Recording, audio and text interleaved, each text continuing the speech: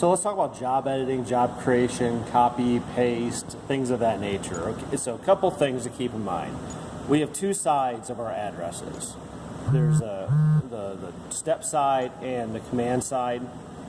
And if I'm going to do any editing of the line, I have to be on this side and move the cursor to that side of the line.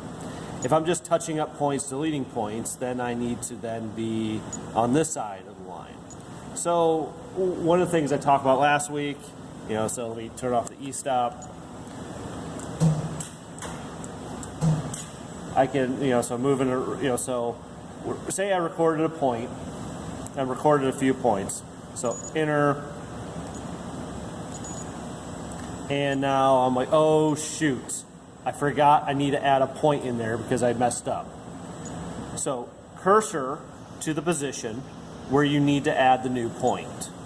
So cursor to the position and if the point that you want to add under it, because we always add under. So, and if you want to add a point, you click insert, make sure it's lit, and then you hit enter, and then it will insert that point into the line directly under where you put the cursor. Now, as I said before, so say you want to delete a point. If it's not at its location, you will not be able to delete. So if I hit delete and enter, it's going to give me an error. So it says move to that exact location. So what I need to do is I need to move to that location, and then I can hit the delete, make sure it's on, and then hit enter, and then that point is deleted. Okay? Well, there's an easier way of going about it instead of jogging it back. And that is through modify. So say you start recording points and it's in not the right location. You need to touch it up or modify it. To do that, jog the point to that location, hit modify, and then hit enter. And now you'll see that it's at that command position. And once it's at that command position, if you want to delete it, then you can hit delete, enter. Pretty fun. But let's say now you have a whole bunch of points that you want to copy. So I got a quick point in here and it's going to go in opposite there. Pretty simple job. But say now I just did half of it on one side. Now I want to do it the other, kind of do it the other side back through. Okay? So in this case, I can do copy and pasting. So how I would copy and paste lines is I need to scroll over to the left side of the job. I need to hold down shift and hit select, and you should see a blue line cursor show up. This is now how I can highlight stuff, and notice all the blue lines are now highlighted. Up under edit, I have the copy, cut, paste right there. So if I want to copy that, all I got to do is hit copy, and now it's copied. And if I want to paste it in, it could be on the right side of the command line, go up to edit and hit paste, and it's going to paste below where the cursor is. And so now if I want to run this job, if I want to do this twice, I hit interlock test start, and it goes to the job, and you can see it's identical. You can see it's identical. It's going to go through, and you'll see it will go through again, exactly the same. All right.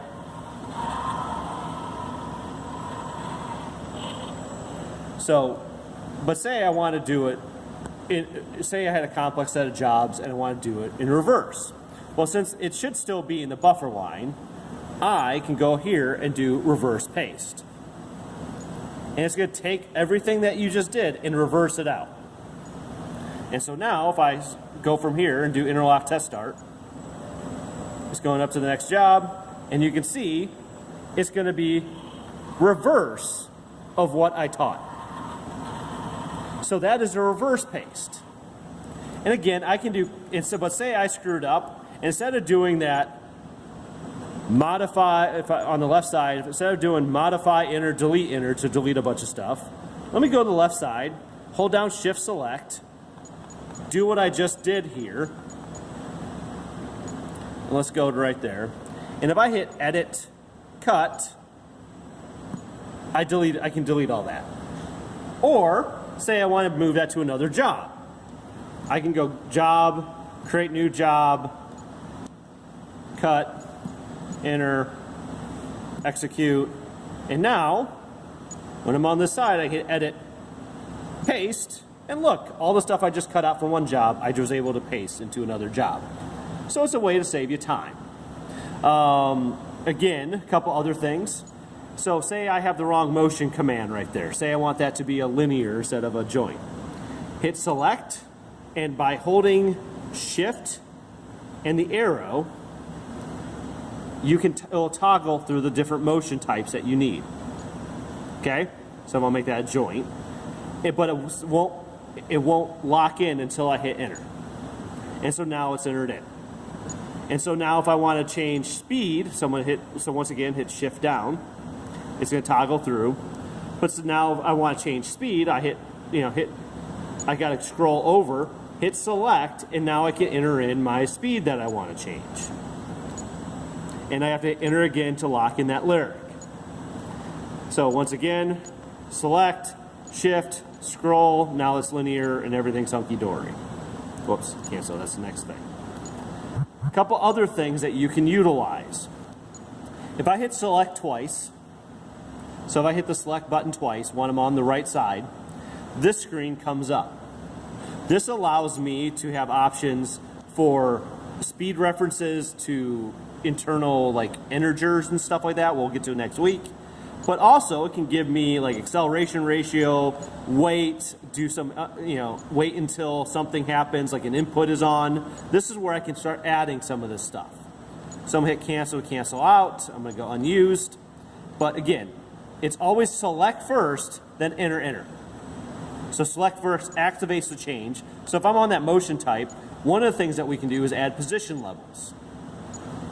This allows it to kind of cut corners and stuff.